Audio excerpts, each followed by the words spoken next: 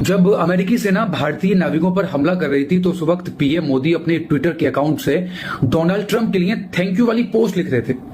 Oman की खाड़ी में अमेरिकन नेवी ने 3 जहाजों पर हमला किया है। इन हमलों में 3 भारतीय नाविकों की जान चली गई है। जिस एम्प्टी सेट वेलो जहाज पर अमेरिकी नेवी ने अटैक किया था उसमें 24 लोग सवार थे, लेकिन सिर्फ 21 लोगों को बचाया जा सका और 3 भारतीय नाविकों की जान चली गई। हालांकि ये तीनों शिप जो थे वो इंडिया के नहीं थे, लेकिन जहाजों का जो पूरा क्रू था ज्यादातर जो था इंडियन ही था। अब यहां पर अमेरिका की दादागिरी का खेल समझो कि ईरान पर दबाव बनाने के लिए अमेरिका ने हॉर्मुज स्ट्रेट के पास जो है ब्लॉकेड लगाया हुआ है ताकि ईरान जो है अपना तेल किसी को बेच ना पाए।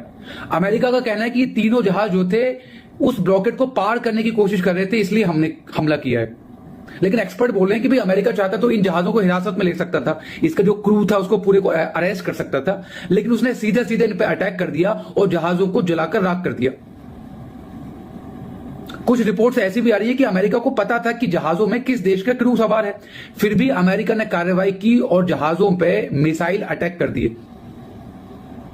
हालांकि भारत सरकार ने इसका विरोध जताया है और अमेरिका के जो राजदूत हैं उसको तलब किया है, लेकिन इतना काफी है। मतलब जब पीएम मोदी और ट्रंप दोनों ट्विटर पर एक दूसरे को बधाइयां दे रहे हैं, ट्रंप जो है पीएम मोदी के 12 साल पूरे होने पर पोस्ट कर रहा है तो पीएम मोदी उसको थैंक यू बोल रहे हैं। तो जब इतनी बातें हो रही हैं तो पीएम मोदी एक ट्वीट ही कर दिए होते। सोचकर देखो कि अगर यही हमला किसी दूसरे देश ने अमेरिका के नागरिकों पर किया होता तो क्या हाल होता।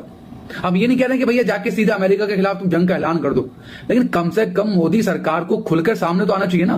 कम से कम अमेरिका ने जो हमारे 3 लोगों की जान ली है, कम से कम पीएम मोदी को एक ट्वीट करके इसका विरोध जताना चाहिए ना। लेकिन अभी तक इस बात को 3 दिन हो गए हैं, पीएम मोदी की तरफ से एक भी ट्वीट नहीं आया है, ना कोई उन्होंने इस पर बयान दिया है।